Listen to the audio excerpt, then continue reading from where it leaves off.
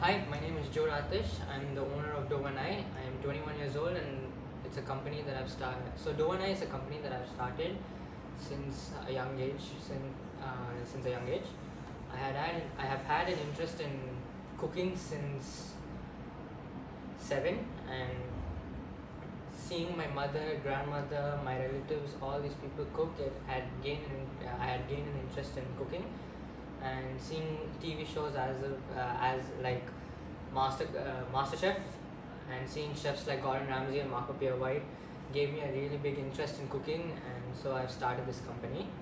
Since I was small, I started cooking. I had a big sweet tooth, and my favorite dishes to make was basic sandwiches like French toasts and Indian cuisine like dosa, idlis, and fried rice. Egg fried rice was my favorite as I was growing up. So seeing these, I started a company called Doe and I to share my experience of food to the people. As I said before, seeing my mother, grandmother, all my relatives cook, it had gained me I had gained an interest in cooking and in the culinary world. And seeing as to how people like Gordon Ramsay have started their own companies like Hell's Kitchen and other Michelin star restaurants, I also had the desire and goal that one day I also want to become like that. So this gave me an idea of starting the company of Doe and seeing as to how people like I took the people's interest in donuts, ice creams, and like big companies like Krispy Kreme, Ibaco. Seeing as to how people love them, I thought, okay, why don't I start my own company like that and add my own twist to it to make myself unique, to make myself stand out among the already built crowd and built businesses.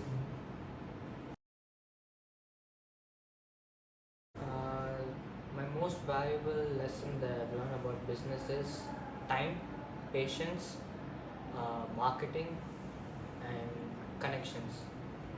அவங்களே ஆனால் role ஆகிட்டு தான் இருக்கு. Okay okay okay okay roll roll roll roll அப்படி எந்த call வந்தாலும் ignore பண்ணிடு, எதையும் இருக்காது. Sorry. My main skill sets that I've learned from to build a company is patience, negotiation, skill set.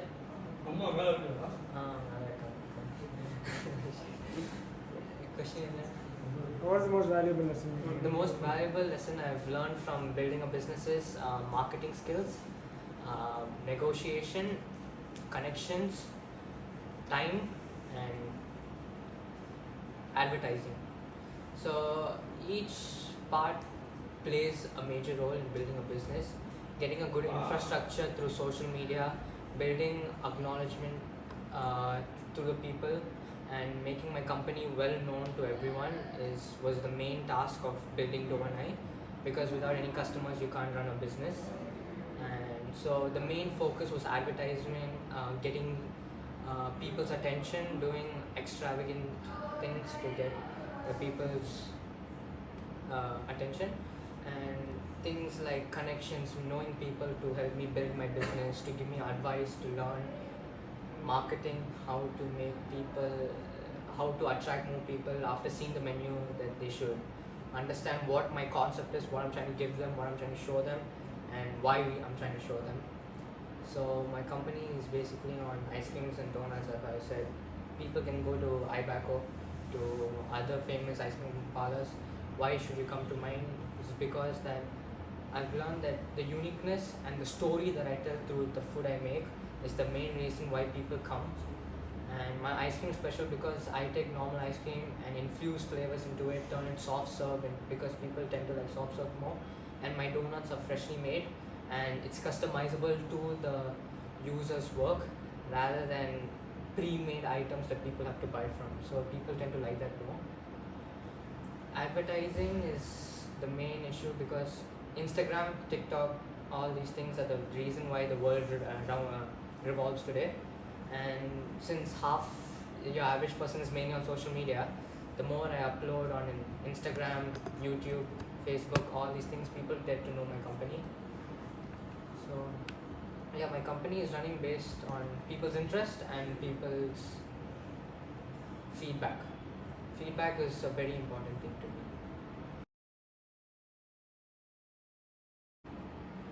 since I started from a young age, my main inspiration was my dad.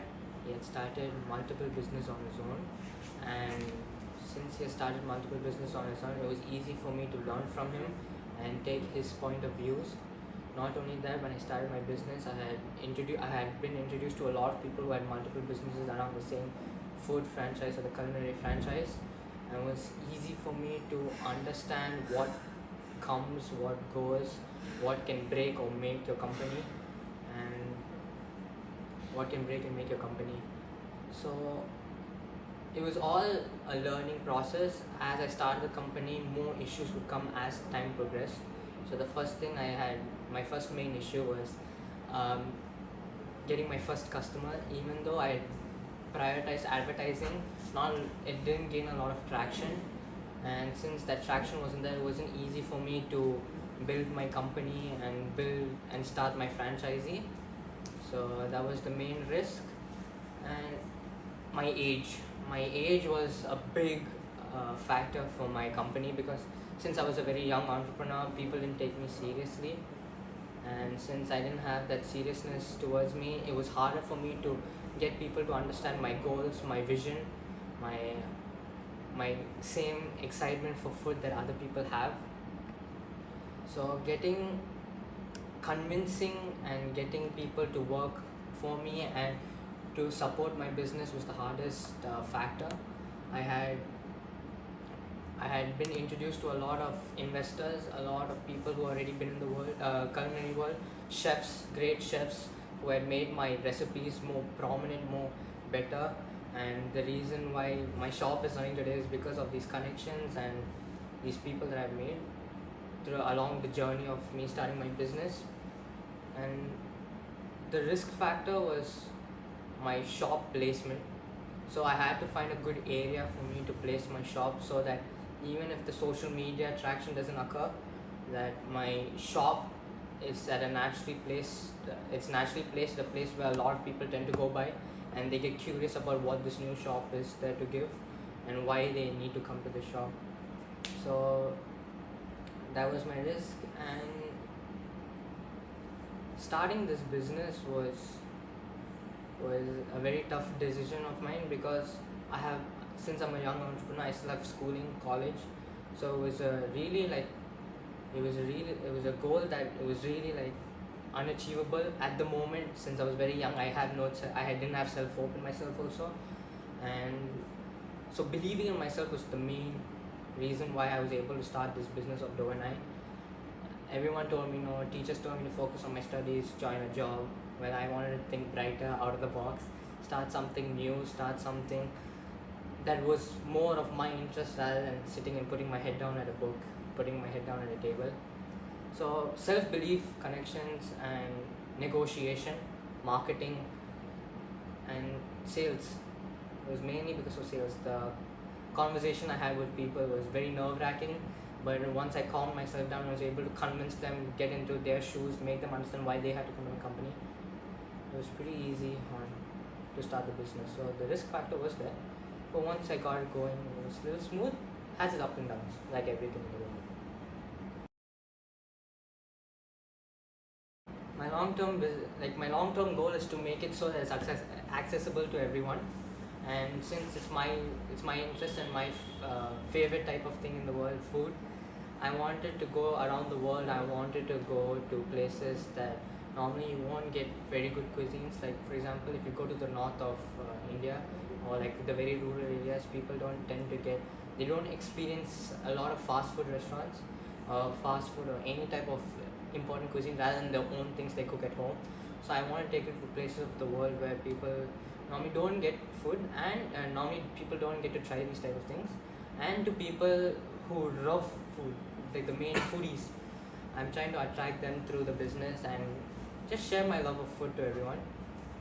Seeing myself in the next 5 years, I want to start multiple franchises around the world, as I've said before, and I just want to show people that I love food and I'm able to cook well, show that my recipes are good to everyone, and I think I can achieve a lot through this business, because people keep developing, and so does the food industry. The food industry is in fact It's a big growing business since everyone needs food, and yeah.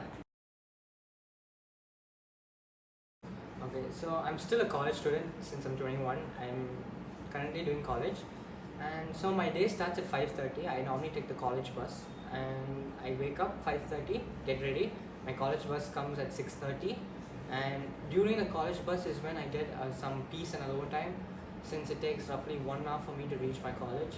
I tend to brainstorm then, or take a time for myself, pause from the real world, and just think on stuff that I have to do on that day, my to-do list of that day, and how I can improve myself since I'm still young and I'm still growing and learning as the days go by.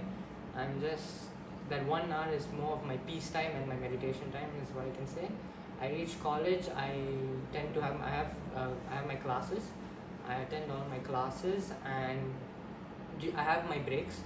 During my breaks, I think of ways. I learn more stuff about sales, marketing, negotiation, and other important stuff based on the business, and things that opportunities I can get for later on in life, because I plan on starting more businesses also later on, not only this franchise of Doe and I.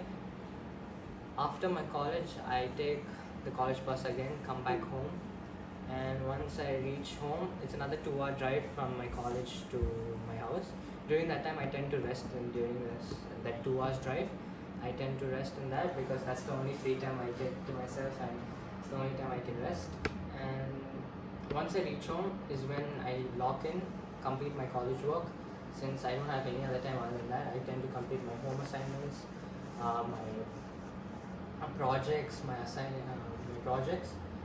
After I've completed that, I eat, because I eat, my favorite part of the day, and I tend to work on the shop. So our shop starts at evening 3 o'clock and it goes on till night 11:30, because it's when the crowd comes. Our shop is located in Besanagar, and the crowd normally tends to come after 3 o'clock. So once 3 o'clock we open, I tend to focus. I tend to see what's going on throughout the day, how much sales I'm getting, how if we have our product still there, the quality of a product, if everything's in the shop ready for any occurrences. So during this time, I tend to see my statistics of the shop, see how long it goes on, what's the sales of today, what's the profit margin and all that. Then afterwards, I work on the shop on based of, like, since it's a culinary shop, I tend to make more recipes, work in the kitchen, see what tastes good, what doesn't, what works, what does not work, and I try to bring new things to the menu every single day. So the shop plans on bringing an item of 200 items, 200 quantity of items per month. So in this 200, we tend to make it a monthly installment, and each month will get a new variation. Plus, we plan on doing things like seasonal recipes, like Halloween, Christmas, and all that stuff. So brainstorming on this, making sure the shop gets more customers, and not like it's more dynamic for people to understand truly what they're doing, what they're coming for, is the main goal. Because after a point, people do tend to get bored. So unless we add new items and new reasons why people should come, is the main reason why the shop is running. And we plan on building more on the shop. So not only do food bring people, but looks. If it's a thing that, since social media, as I mentioned before, social media is the main reason why shops run. People get to know about more about the shop. If you make it look aesthetically pleasing for the people, they tend to come inside, buy an item, click some pictures, and then post it on social media. So this is my idea, and this is my goals for the shop. So thank you, Jude, for your time. We had a really great time with you.